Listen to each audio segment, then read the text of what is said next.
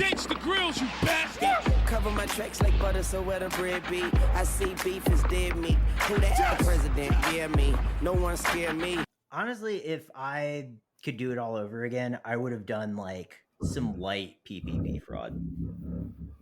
Go on. I don't know how. It was apparently really easy to do. Yeah.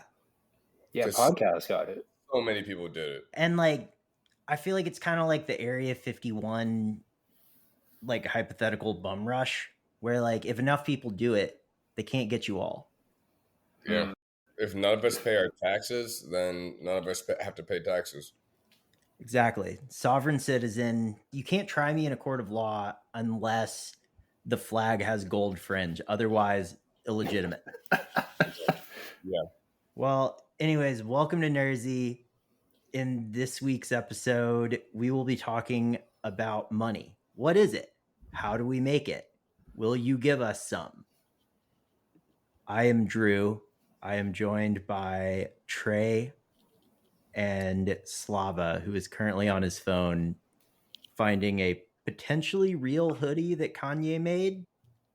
Oh my God. We should also keep talking about what the fuck? So I just held up a picture of the hoodie that Northwest is wearing as designed by Kanye. Yeah, why is it pointing on the front? That's alarming. I have no comment on this. Yeah, no real comment. All right. So do you guys ever watch Mr. Beast? No.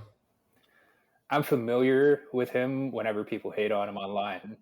Everything I know about Mr. Beast has like been learned against my will, in that like people have like physically held me down and made me watch Mr. Beast videos. So like, yeah. I'm sorry that happened to you. Yeah, well, I'm sorry for doing that too. Yeah, life is life. I have spent the past few days like obsessively watching Mr. Beast videos, not because I enjoy it, but I'm just like, I want to understand. Like, it's like a thing where you watch 3 of his videos in a row and then you just feel horrible.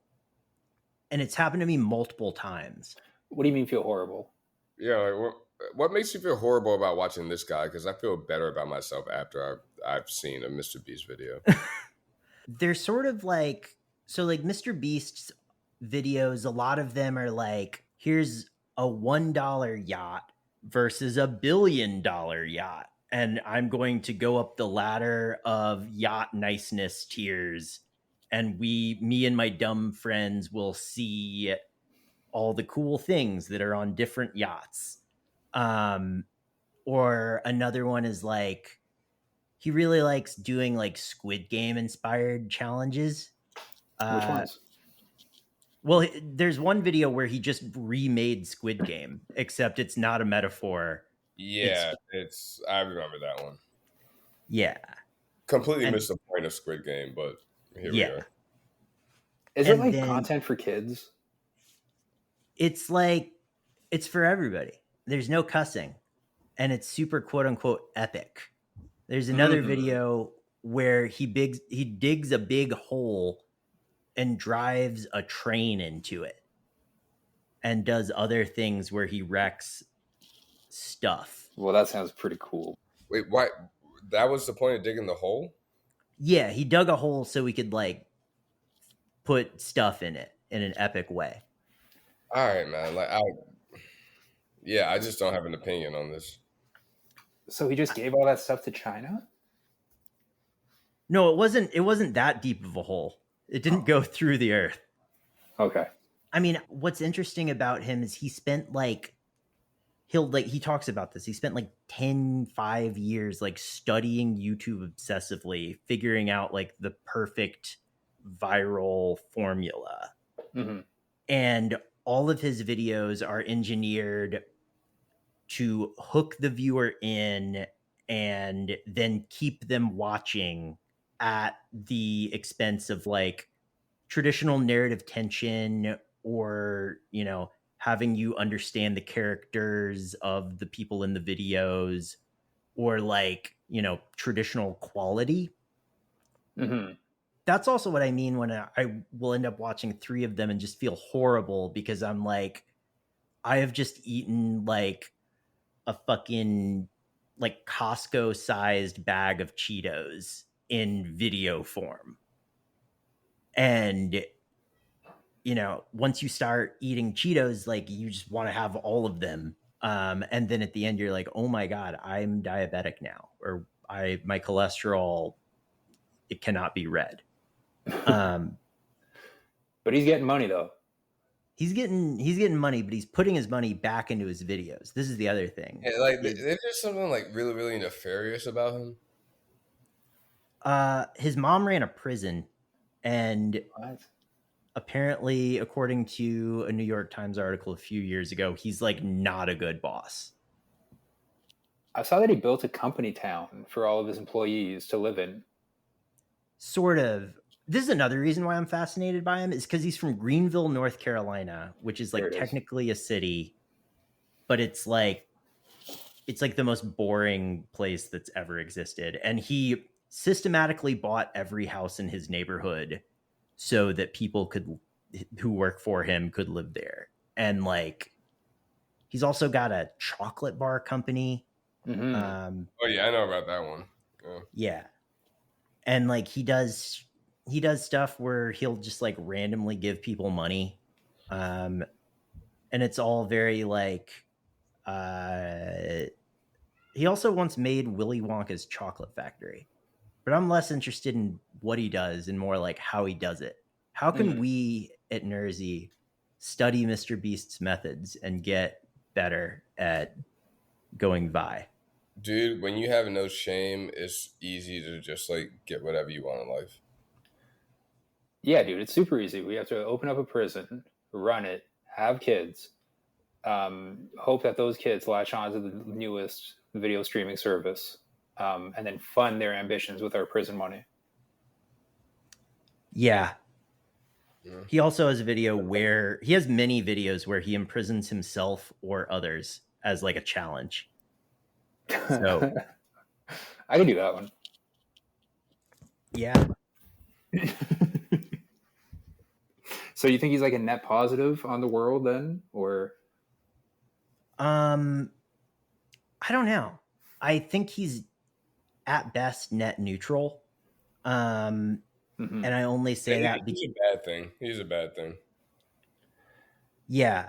I mean, yeah. Like the whole like doing charity for content thing is going to lead us down a very, very bad fucking rabbit hole. Yes. Dude, that's God's plan.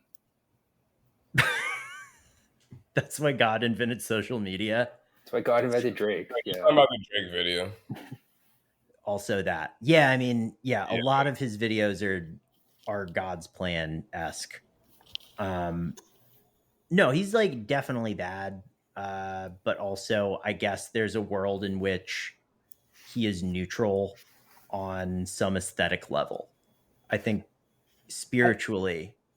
His name is Mr. Beast. I think anytime people see somebody that's so fully committed to like the perfection of like their craft of going viral, of virality, and I'm sure we'll talk about it this episode, but people are just always kind of made uncomfortable by people who are so in character and have no problem being in character. And I guess it's easier to do that when, like Trey said, you have no shame. Yeah, that's a really good way of putting it. Because he's like fully consumed by this. Like, imagine like your best friend from high school. You like, oh yeah, I'm gonna be in town this time. I'm gonna be in town this time too. Like, let's hang out. And they're just out there acting like Mr. Beast. Like giving me money? No. They're not even doing that fun part, man. They're just out there acting like Mr. Beast. Like, yeah, that'd be alarming. Yeah, I mean, we used to have a kids show where in Canada called Art Attack, and Mr. Beast kind of gives me Art Attack vibes, where it's like a lot of like really happy, joyous, vibes centric stuff for a childlike audience. But maybe I just don't watch enough of his stuff. But I'm gonna watch him getting his hole filled. I beg your pardon. With the train set, the thing that Drew described earlier.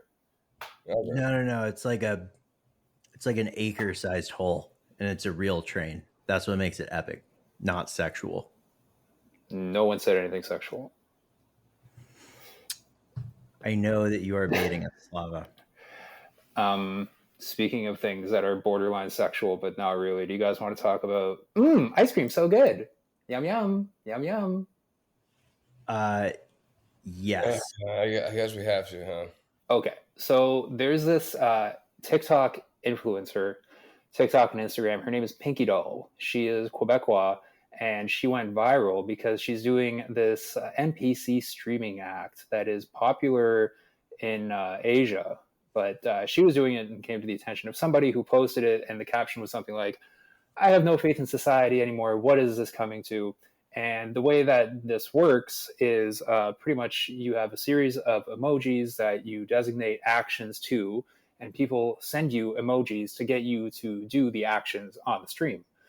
Different emojis are priced at different levels, and this person in her interview with the New York Times said she makes around $2,000 to $3,000 per stream on TikTok with these stickers and these emojis. It ends up looking ridiculous because she does the same thing over and over again. It's repetitive. And it's kind of like got this ASMR vibe to it, but people have gone crazy over it. Started off making fun of her, but now you're seeing a lot of people trying to copy it and do the same thing. Ice cream, thank you. It's like, I mean, like, good for her, but like, this is what I gotta do to have a nice life now. This is what you have to do to have like a really nice life. Like $2,000 a stream. Well, how many streams is she doing a day?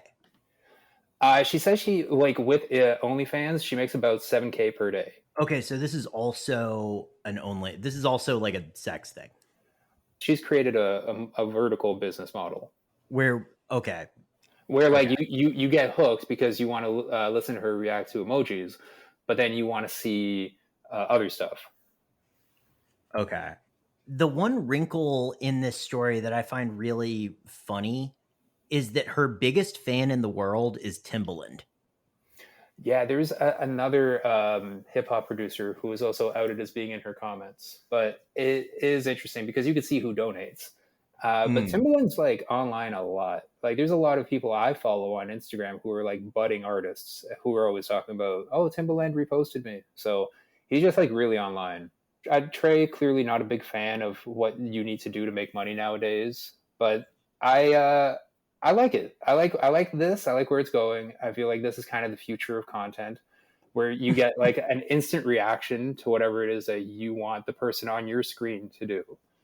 You know, it's like AI, but better because it's a real person. It's weird, man. It's really fucking weird because like that Venn diagram between what's getting real or like what our perception of being real versus what was being not real is like getting bigger and bigger, that middle of it. Yeah, she's definitely got an uncanny valley vibe to her. It's like, get money and all, man, but like all money's not good money. Like, you know, the more people see that like bad money is able to be made and like get you to a place you want to be because like capitalism and all, it's like when we have a lot more people being driven by bad money.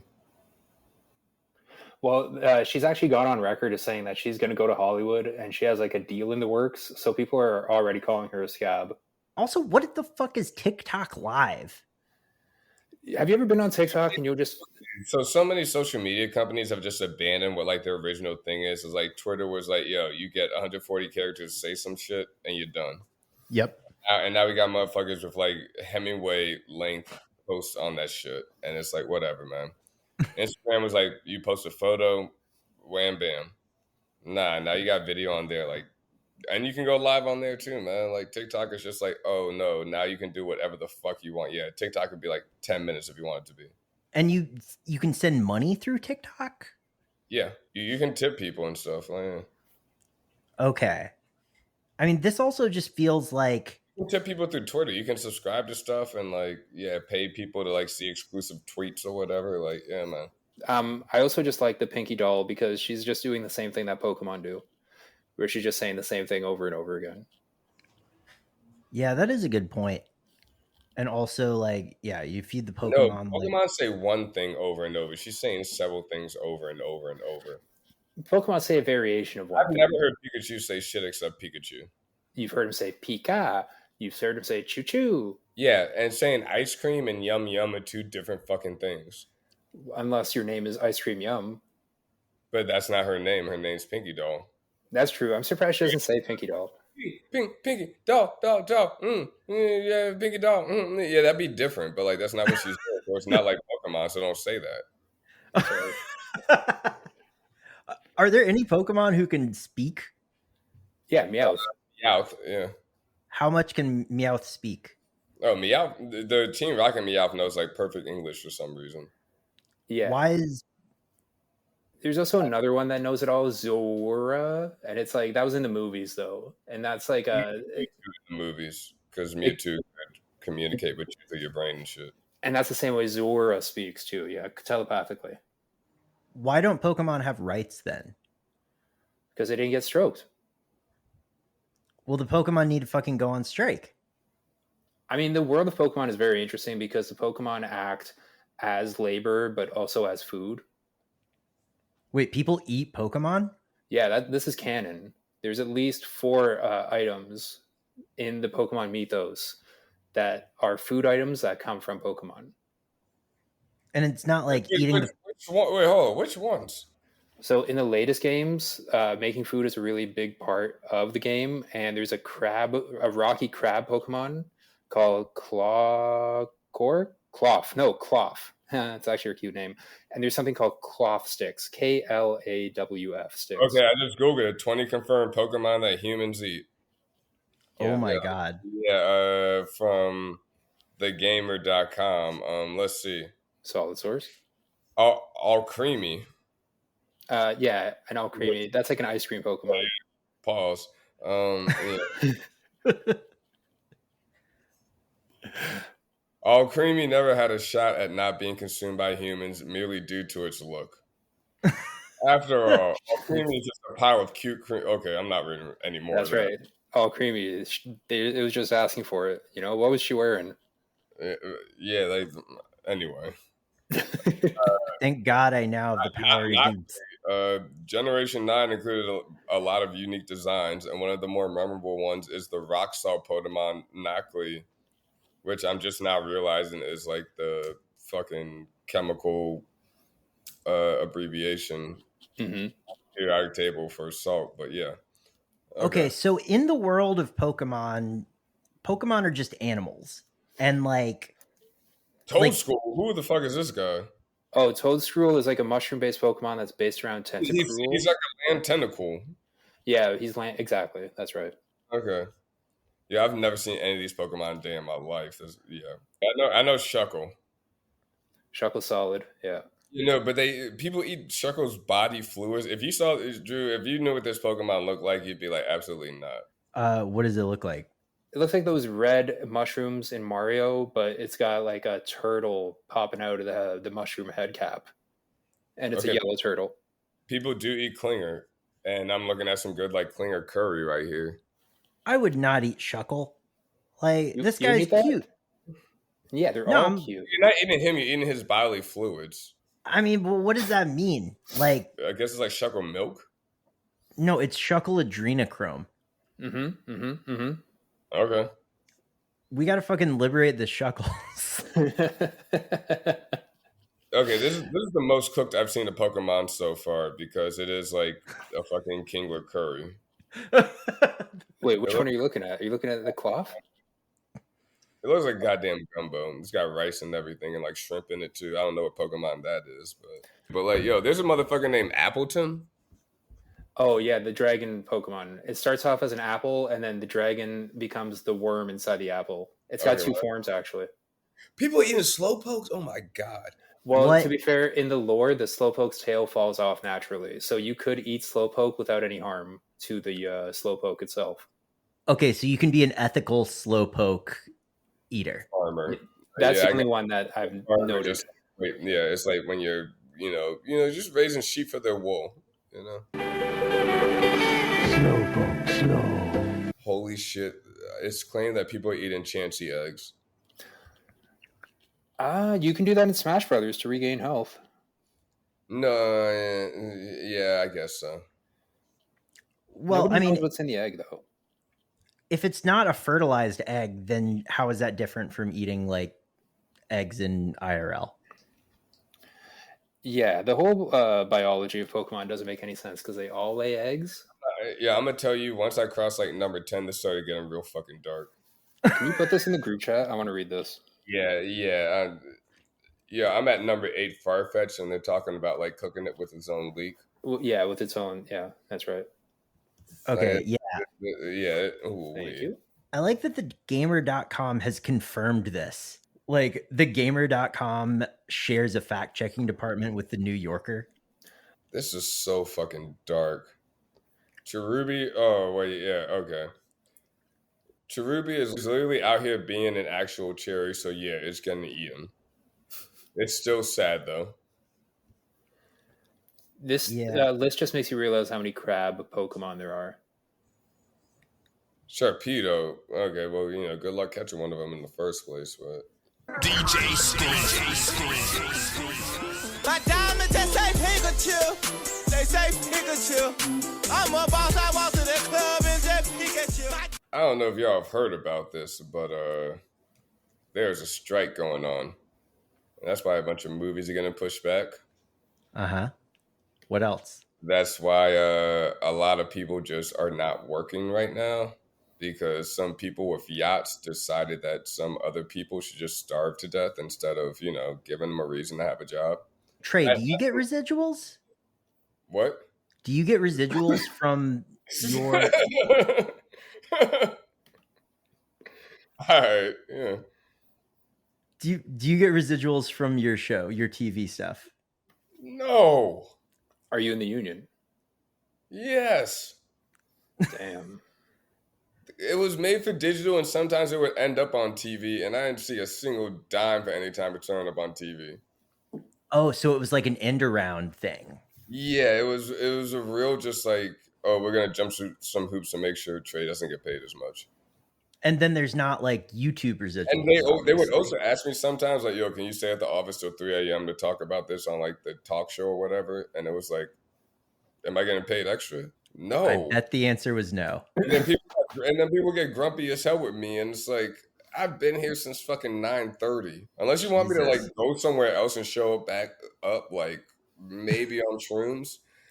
Like I'm not doing this. Like, and then want me to show up at the office the next day at 9:30? Like, fuck off. Like, in terms of shows that you watch, how long do you think it would take the three of us to find a show that we've each watched and been like really into in the last 3 years? Yo, you ever watch Summer House?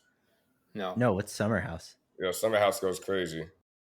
I was just thinking about residuals, and like people always talk about how you used to be able to make friends residuals and like make $1 million, like buy a house off your residuals, but you can't do that anymore. And I just wonder how much of that is that like people are not being paid fairly versus how much of that is like people are not watching any one show like that, like they were with Friends. I mean, it's partial. I'm sure that like even if TV residuals translated to streaming on like a 1-to-1 basis, they would go down. But like, I think part of the problem is like streamers there's no way to check the streamer's numbers. And so they can say, it's like Trump with his net worth. Like they can say whatever numbers suit them best at the moment. And, sometimes you'll have a show like that show Manifest, which like about the plane? It was on. Yeah, it was about the plane. Yeah. And it was on like CBS or some shit for like a season. No one watched it. Wait, we're talking about the plane that disappeared. Yeah. My mom loved that show. But did she find it from like its original network home or Netflix, where it became mysteriously, almost as mysterious as what happened to the plane itself, the #1 show on Netflix? And there was this like rabid fan campaign to like bring it back, and eventually Netflix did. They commissioned like 3 fucking seasons for it. But it's like a thing where like, that show only took off because of streaming. Or like, right. This is not the best example in the world, but like something like Chappelle's Show, like, or Family Guy, or King of the Hill, like, everyone on who is on Chappelle's show, except for Dave Chappelle, who's insanely wealthy, could really use like, you know, some decent residual checks because everyone is watching that show. And same thing with Family Guy, and definitely same thing with King of the Hill, which is like a perennial thing you watch, or like people watch. That's Yeah. my point, though. It's perennial. Really crazy, like, because remember there was a time where it was just like, oh, I work in media, my next step is TV writing because that's where the money is. Yeah. And now it's not. Yeah. I mean, Yeah, honestly, but now your next step is ice cream so good, yum yum. yes. I mean, I think also that like journalists in the web era should get residuals. Like, even if it's not a ton of money, like, you know, the amount of articles we've all written, like that shit adds up. And It like, is you know, kind of even if, fucked up. Yeah. yeah, even if like, you know, someone in their 30s who's written hundreds of articles is only getting like 500 to $1,000 a month or something, that's still like money that, like, you know, we are generating, our content is generating revenue for these media companies long after we've been paid like our one-time fee for it. Yeah, it's kind of fucked up too. You go on a bite. They effectively paid a retainer to sit there and write stuff. Mm-hmm. Like, no matter how well it did or didn't do, like, it's just like, yeah, man, that's what, yeah, we're going to make sure you can go to the doctor if you want. You got to pay a little extra to go to the dentist or the eye doctor, but, yeah. Optometrist is, you know, as they are called, but yeah. I mean, no, if I remember both Bernie presidential runs well, and he was very concerned with eyeglasses. He would say the word eyeglasses and then point at his own eyeglasses. It was a big sticking point for him. Part of why we needed Medicare for all was so that everyone could get eyeglasses. Yeah, if you can't see, how can you see the lies, you know? Exactly. Yeah, and once you get that third eye open, that's like a 50% increase in the cost of your glasses. Slava, what are your thoughts on this? You were about to say something. Yeah, see, Slava's got free healthcare. He don't know about these struggles. Yeah. No, I mean, I was going to say, like, yeah, I hate when I try to find something that I wrote and then I click open and then it goes, FYI, this article is 5 years old. But then also they've added a thing that lets you listen to that article with like the AI voiceover that they've added. Have you seen this? I haven't. Should listen to young Dolph. The gritty street narratives of young Thugga. Yeah, exactly. But no, I was also going to say, like, ride in that pussy like in Star Wars. This is how a song starts. Like, yeah. It's just weird because, like, when we signed up to do this, we were just like, okay, let's post something stupid online and then post it on Twitter and have something to tweet about. But now it's like, okay, well, AI has actually been learning off of the things that are online, which includes the stupid thing that you wrote for College Humor or Thought Catalog back in 2013. Dude, let me tell you, if I had known how this was going to end up, man, I probably would have just stayed in like marketing for finance and financial places and all. I would have been married with a kid right now, making probably like $250,000 at least a year. Goddamn, would not know anything about leftism, so I would not be a hypocrite if I went back to I would have just stayed like dumb as shit out here thinking Obama was the best president we ever had and my life would be so much more simple. Like, yeah. But you know what, like, Trey, you would have been, if things went a little bit different, you would be uniquely primed to capitalize off the way that things are right now. Like, if Elon wasn't a piece of shit and people didn't have a problem paying for Twitter Blue, you probably could have made like 10 grand in the past 3 months off this like Twitter subscription service thing from all your viral tweets. Yeah. I could have just been like a fucking dummy out here who has never read a George Jackson book. And yeah, just. Yeah, that's what I'm saying. The problem is reading. We read too much. We know too much. If we all just became. How many books y'all read this year? I would say the number of books that I've read, like, I don't know. It depends on what you consider reading a book. Like, I would say that front to end. Like, yeah, how many books have you finished in 2023 so far? Oh, like probably like 5 or 6 novels and then like 2 or 3 nonfictions. But like the amount of books that I've read, like an appropriate amount of, to consider having read it for me is like twice that. I just want to go on record as admitting that Drew has once told me that he reads 50 pages of a book to decide whether or not he likes it. That's fair.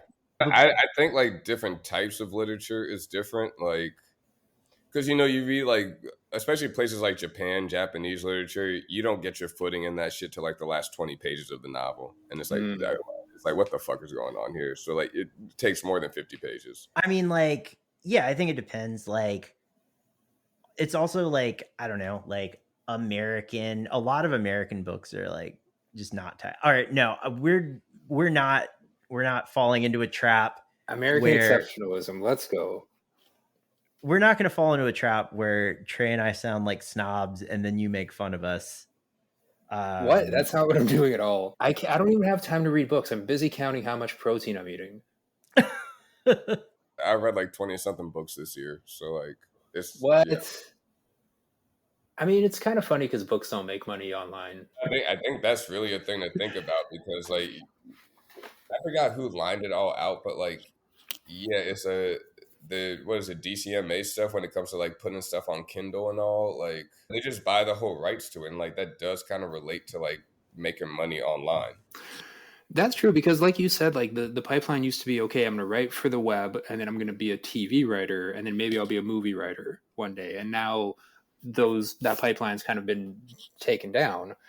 Meanwhile, the pipeline to go from like Pinky Doll to Hollywood star has gotten shorter and shorter. So in some ways, it's this new economy is better if you're willing to sell yourself more. But if you want to have like an interesting opinion that's like well thought out and slowly released into the culture, then yeah, you're kind of fucked. If you want to make money off that anyway. If you want to do it as a hobby, no problem. Well, the other thing is like it's not just selling yourself, it's selling your soul.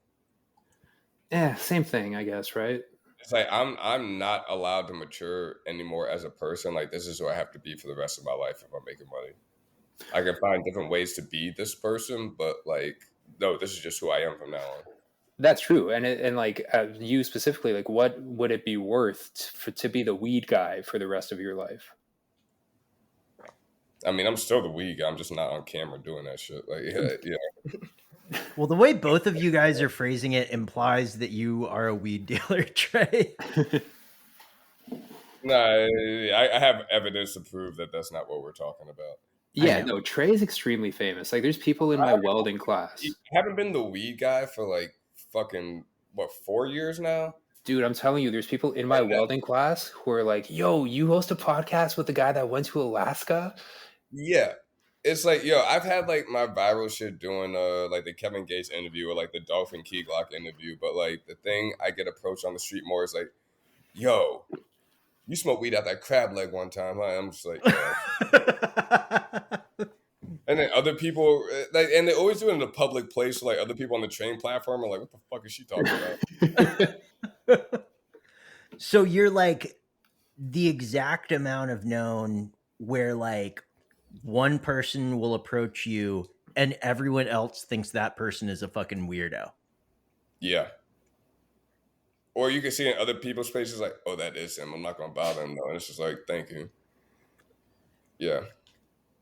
But then I do get tapped on the shoulder sometimes, just like, yo, I really like your interviews. Like when you're doing some more. And it's like, well, I haven't worked there for almost a year. So Trey, what if Netflix calls you tomorrow? They say, we got $250,000 for you to come do this reality show, but it's just like a non-union thing. We're not gonna like let you be part of the WGA.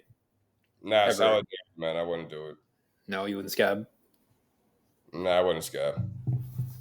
There's like, yeah, I got 10 toes, 1 dick, and 2 nuts, and I gotta stand on them.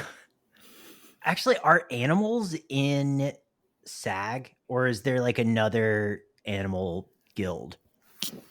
Well, there's find out. Because I know the stunt performers are. Apparently, the stunt performers are going wild on the picket lines. Like Tom Cruise. Yeah, like Tom Cruise's stunt double. No, there's some stuff in the SAG-AFTRA about animal performers, but there's nothing straight up like join this guild if you're a dog. Yeah, it's kind of fucked up. Animals aren't included in this explicitly. I can't. Yeah, no, I don't think they are based on this language. Maybe I'm wrong. This is why we got to get Kim Kelly on the next episode. Goddamn. Or the dog that played Airbud. Yeah. I hate to inform you, but Airbud has passed. Oh, I know. All right. Okay. He was a score first player. He's not going to pass. I was going to pull a Ouija board out and goddamn. My friend Joe wrote an article that went viral, I think for Vice, about visiting Airbud's grave and paying his respects. He's like, Airbud, I'll never forget when you hit those clutch free throws. Oh, yeah. Yeah. There's no rules that a dog that it says a dog can't play ball, man. Like, yeah. Yeah, if there's no rules that says the dog can't play ball, there shouldn't be any rules that say a dog can't join SAG. This is true. That's funny. A really, really weird leftist contingent of the writer's strike, and it's like, let that cat in the guild. Is the grave located in the backyard of his owner in California? I don't know. Because I just asked ChatGPT, and it would be very funny that if something someone wrote for Vice 10 years ago ends up being scraped. My quest to find Airbud's grave is real easy. Real easy Google. This story is over 5 years old. No fucking shit. Yeah, that's crazy. So something this guy wrote for Vice 5 years ago got scraped by the AI. Maybe we should get residuals. Yeah, exactly, yeah. Ditch the grills, you bastard! Cover my tracks like butter, so where the bread be. I see beef is dead meat. Who that president? Yeah, me. No one scare me. So what is happening with Spotify? Like they're turning into TikTok or something? So if you go to like your search thing on Spotify, there are new I don't know what to call a new function that pops up where it's Also, I was listening to that Yellow Hill and Sugar Free album again today. It's so fucking funny. Oh shit, yeah. Yeah, but it's like explore your genre, right? Mm-hmm. So then it'll pop up like that, and then you can swipe up and like listen to clips of it, which we probably have to edit some of that out, but it's only like a few seconds of each, so like maybe we can get away with fair it. use. But Spotify is becoming more of a social platform for artists. And then this week, TikTok announced something called Elevate, which is going to be a platform that lets them let people discover music easier. And they've linked up with certain musicians. Okay. So like if you just kind of read the trends between the evolution of Spotify and the evolution of TikTok, it's looking like musicians will no longer be people who necessarily make music, but people who entertain you. Yeah, I mean, this all kind of started with A$AP Rocky, where it was like music was never the end result with him. It was a vehicle to something else. And I think a lot of people are figuring out that like, yeah, music can be a vehicle to something else. I mean, I guess like music, it's really hard to make money off of music or a book or whatever. But the music, especially in the past few years, has served as like the marketing materials for the merch or the tour or the whatever. Lifestyle. Yeah. Also, like, let me not put that all on A$AP Rocky, because I do think it kind of even goes back to when like DMX just stopped making music and was only in movies, and he was like, yeah, I don't have to pay like this huge percentage of shit out to people when I make a movie. I'm just doing that on my own. Yeah, like, also DMX underrated actor. Like that movie with Jet Li was so fucking cool. Dude, Romeo Must Die was so fucking sick.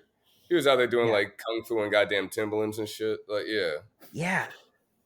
DMX was sick, but you could trace it back to like LL Cool J, right? Like there's a lot of people who primarily know him for his on-screen work.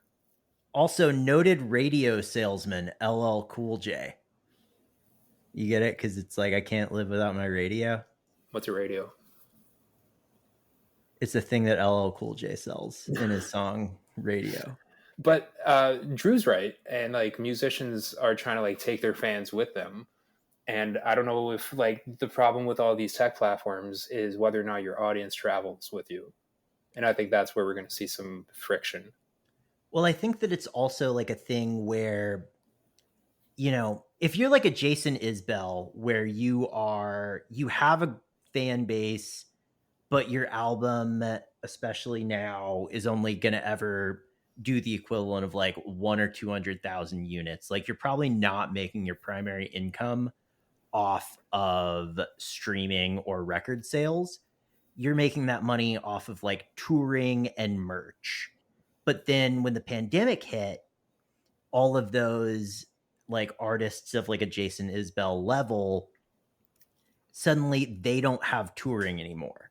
And like they're I think very it's higher than a Jason Isbell level. true. Yeah. Like I think you have like maybe like I can't really tell you what Carly Rae does a year, but I also assume like she eats because of tours and merch and stuff. yeah. And but then after the pandemic, like one, you couldn't tour. And then after things started letting up, like I think even like Santi Gold and maybe Animal Collective like canceled their tours because the margins of touring just were no longer there. And like Lil so I Baby's think some shows, man. Lil Baby's like arguably the biggest rapper out right now. and is he you said what about him? He's Like getting shows or there was some like I think there were some arenas he just couldn't like sell out, and like I saw him at like the Coachella before last, and it's one of the best like rap live shows I've seen in a very fucking long time. Like even he's had to, or even he's had to cancel dates in some places. Jesus, yeah. I mean, Like, like let me look that up before we include this. No, you're right. There were stadium shows, and he had to cancel a few of them. He didn't cancel the whole tour, but people that start talking about like what rappers can even fill stadiums. This was like an annoying discourse for 2 days. Yeah, okay. According to Rolling Stone, Lil Baby quietly canceled 7 dates on his "It's Only Us" tour. damn, shouldn't have called it "It's Only Us." Anyone else coming? No, you see it, man. Do you guys know about a band called Alexis on Fire? No. I vaguely know the name. They're like pretty big in Canada. They just did Budweiser Stage, which is like a solid 15,000 seat venue, and they're kind of a nostalgia act. But the main guy in it, he's in a bunch of bands. But then the second main guy, he's a firefighter, and he like got time off from work to like go perform. Wow. But yeah, I don't know if that's talks about how good or bad Canada's arts system is, where the secondary singer of a big show, stadium leading band, has to have a primary source of income. Is like, yeah. But is that the future that we want to see? Do you want Little Baby to come and knocking with your Amazon delivery package before? I want Lil Baby to be like the new hotshot welder at your job. Like, yeah. Actually, do you guys happens to be a terrific lyricist too, and he's just like, I'm gonna take a month off. The union said I could. You know what's funny is there is a rapper who welds with me, and he just put out a song that's pretty good. It is? Yeah. You want to play it? Yeah, it's called Get It, Blammo. 11 years old, all I wanted was a strap. So I went and got a strap. But that shit was cap. Cap gun. Now I need Glizzy of the black one. That nigga said he had a strap, but he didn't have a strap. Now his brains in his left, son. Yeah. Danger. My life in danger. Walk through my hood. I feel like the mayor. That's Get It by Blammo. Get It by Blammo? Okay. Solid welding, solid bead. No wonder he's a welder, because like welders deal with bars of metal, and he's dropping bars. All right. There's a lot of heat involved in the job, and he's coming with nothing but it. So, yeah. So I mean, that's going to be the future of Spotify and TikTok. Is you get to like listen to Blammo, and then you get to have him come over and fix. Well, welding's not really like a door-to-door job, but he just builds a bed frame right in your house. But yeah, like the problem with these like platforms all being like, okay, we are going to be the hub that like, or we're going to be like the ecosystem, is like suddenly it's no longer a thing where like everything sort of kind of works together, but instead each platform is like fighting over a diminishing market share of people who are like loyal to the platforms themselves. And like, you know, you can even see that with like, you know, we're on Substack and we probably have kind of shot ourselves in the foot in terms of like opportunities on Twitter because like The fuck is Twitter? exactly. But like because Twitter doesn't like load the image to a fucking Substack link anymore and they sort of low key throttle the links. But at the same time, there's not a ton of podcasts on Substack. And so like when people are like trying to listen to podcasts on Substack, we might be getting more traction that way. Right. So why don't we just post a Spotify link then?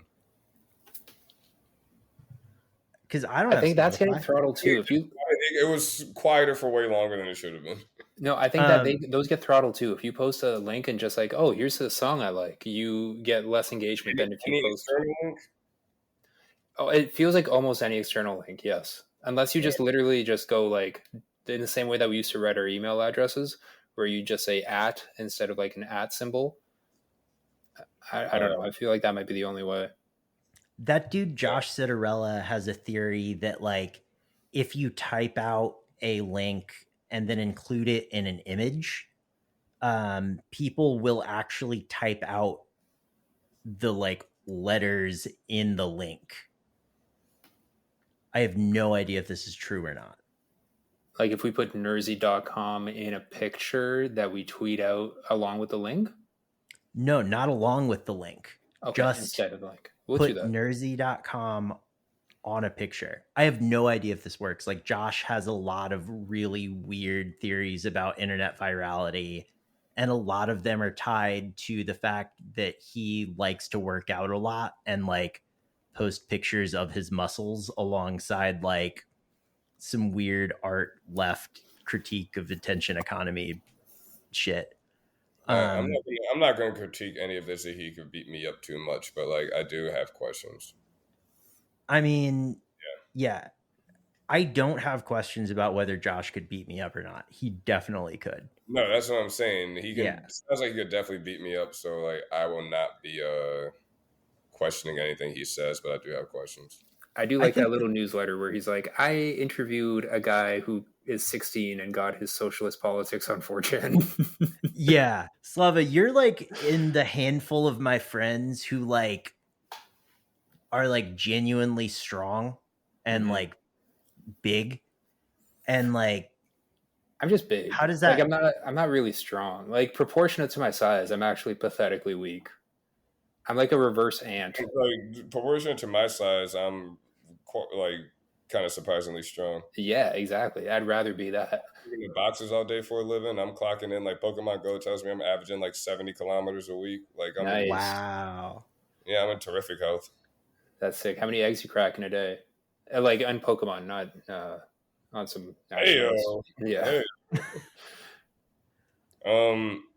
I mean, like it depends on like what kilometer eggs they are, but like a 2 to 5, like that's light work. It's also just like my gym it gets so crazy, so I can't really work out as much as I like to. So it's not even like a lifestyle thing. I really treat it like work, which makes me not like it as much. You got to go in and get a pump on. I'm going to try to get all the other people in the gym to unionize. Good. Well, like, okay, what is this? You put this in the run of show that Twitter is paying verified accounts for ad share? Oh, yeah. That's the thing that came out this week. Yeah, like, what the fuck is this? But, yeah, okay. Well, I mean, this happened last week, and Twitter announced that anybody who had been verified, they were getting a portion of the ad money that they received from putting ads in the replies to their viral tweets. So if your tweet went viral and people clicked on it and they scrolled through it and they saw ads, you get some of that ad money back. Now, the weird thing about it is that they paid out over the course of 3 months in one lump sum payment. So it made it look like it was a huge number. And to be fair, some of the numbers were huge. The Krassensteins got $24,000 each. Andrew Tate got $20,000 each. Yeah, Internet Hall of Fame costs like 6 figures, right? Bro, $100,000 for a fucking Tumblr page, where it's just God. like, oh, do you remember this? Screenshots of everybody else's content. Exactly. But the funny thing about it is like how disproportionate that payout was to the people who I follow and like see their tweets of a lot, like Butt Crack Sports or some of the other like rap pages who made like $5,000 to $6,000, which is not nothing. But again, you have to remember that that's not going to be monthly, right? That means that they're getting like under 2K monthly, and they have to maintain that same level of virality. So yeah, that's like Mr. Beast tipping you $10,000 for a pizza. It's not like a replicatable thing. Yeah, you're not counting on that 10,000 tip every month or whatever. No, you can't exactly. And it's funny because a lot of the people the tweets that you like and the accounts that you follow, they've decided not to buy Twitter Blue on a purely moral standpoint, right? So it will be interesting to see if anybody decides to buy a subscription to Twitter now that they see that there's a chance to make money. Nah, I mean, like, yeah, I was going to say... all money ain't good money. All money is not good money. I mean, this sort of ties into my theory, though. Like, Elon, like, Twitter is a very sticky service. And, like, even though it keeps, like, getting worse and worse and worse, I'm just like, well, I have 14,000 followers on Twitter. I don't have 14,000 followers anywhere else.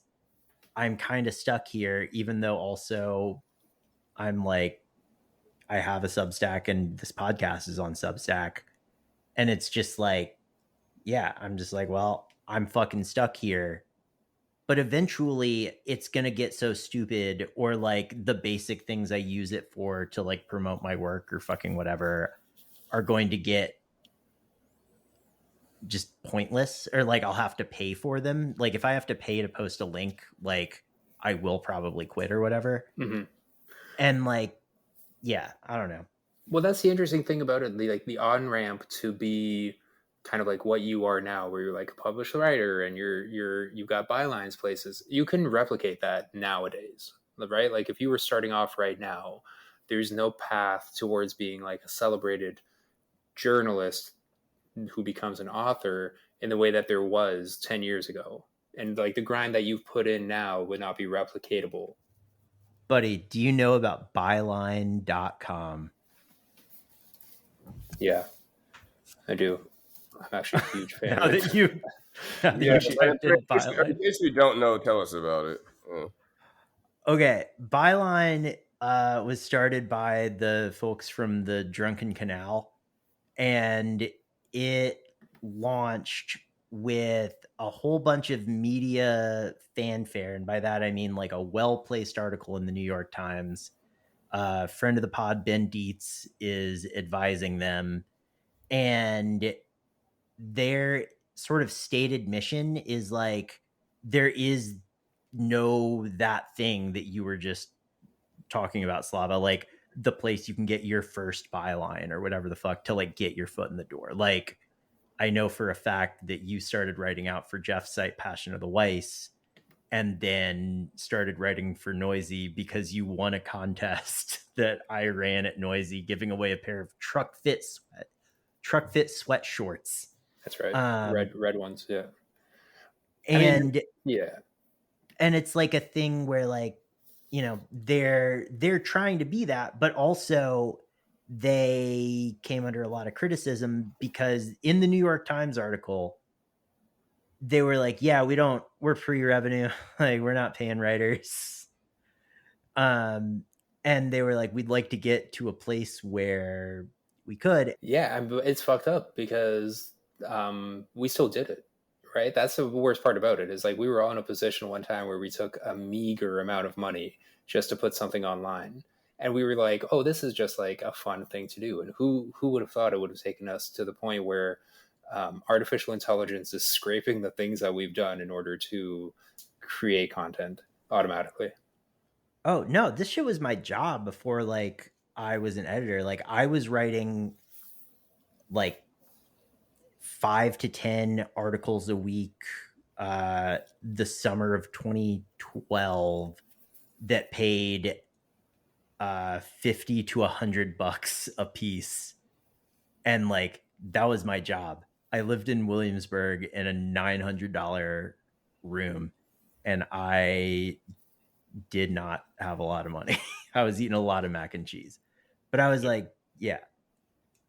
But I even wonder, like, is that possible? Like, no, none of the things you just said. Mac and cheese is more expensive. Rent is more expensive. Those jobs don't exist. $900 room anywhere in Brooklyn, you're gonna be living in goddamn Nersey, man. if you're lucky. Do we want to leave on a message for people wanting to make money online? No, y'all motherfuckers have not responded to me posting about the fucking compilation I worked very hard on. And what compilation was this goddamn? Golf Core, Volume 1. Okay, well, I'll retweet it, man. Goddamn. Look at our group chat. I'll go on X right now and bring it up. All right. You should listen to it. It's really fucking good. I got fucking Teen Days. I got DJ Burn one. I got Zach Lopez singing an entire song about golf. I got Yuri, the producer formerly known as Yuri Beats. I got Steel Tip Dove, the Backwoods Studio in-house engineer. Who else do I got? I got the techno producer Bergsinist. I got Igama. It's fucking good. You got Cardi B on it? No, I don't. All right. All right. This has been Nersey. The shortest podcast in all the land. Make money on the internet. I have been Drew. Who have y'all been? Yeah. I already said my thing. I just want to blow it off.